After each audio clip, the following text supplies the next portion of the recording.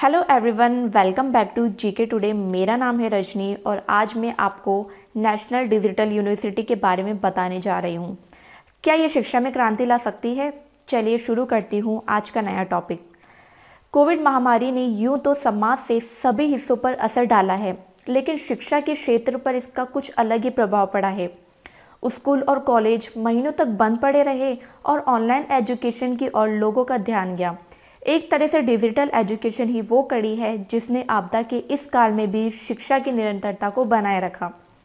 कोविड-19 के बहुत से बुरे प्रभाव तो पड़े, लेकिन इस आपदा ने नए अवसरों को भी पैदा किया है, जिसका एक उदाहरण ऑनलाइन एजुकेशन में लोगों की बढ़ती हुई रुचि है। इन्हीं सब चीज़ों को ध्यान में रखते हुए और इनसे सीख लेते हुए भारत सरकार ने 2022 के बजट में नेशनल डिजिटल यूनिवर्सिटी की घोषणा की थी और हाल ही में प्रधानमंत्री ने एक वेबिनार आयोजित करते हुए शिक्षा मंत्रालय और दूसरे कुछ मंत्रालयों को इस दिशा में तेजी से काम करने का निर्देश दिया है। तेजी से विकसित होती डिजिटल टेक्नोलॉजी और लोगों तक इंटरनेट और स्मार्टफोन्स की बढ़ती हुई नई संभावना के द्वार खोल दिए गए हैं, जिनकी वजह से एक डिजिटल यूनिवर्सिटी का मार्ग प्रशस्त हो गया है। सरकार चाहती है कि देश की प्रमुख और उच्च शिक्षा वाली यूनिवर्सिटी एक साथ आए और मिलकर एक डिजिटल यूनिवर्सिटी की स्थापना करें। उस यूनिवर्सिटी में 12th क्लास के बाद कोई भी छात्र दाखिला ले सकेगा और उस यूनिवर्सिटी में सर्टिफिकेट्स, प्रोग्राम और डिप्लोमा से लेकर ग्रेजुएशन और पोस्ट ग्रेजुएशन तक की डिग्री ली जा सकेगी। सरकार के अनुसार ये अपनी तरह की अनोखी यूनिवर्सिटी होगी और इस तरह की यूनिवर्सिटी में सीट्स और कोर्स की कोई ऊपरी सीमा नहीं होगी, जिससे कॉलेजेस में कम सीटों की समस्या का भी हल मिल सकता है।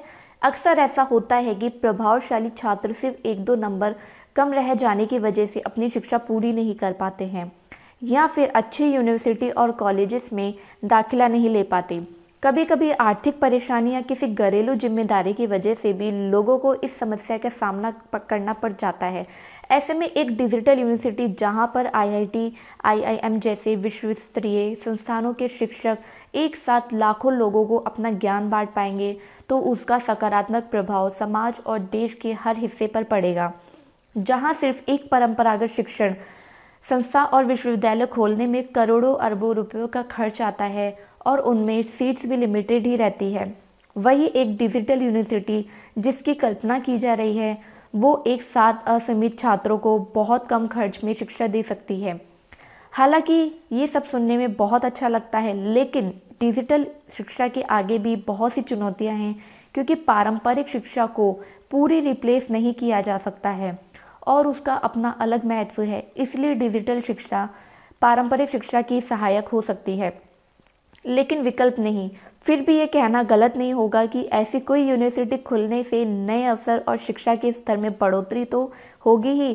खैर, अभी ये योजना सिर्फ कागजों तक ही सीमित है और आने वाला वक्त बताएगा कि ये कितनी सफल हो सकती है। Thank you for watching my video.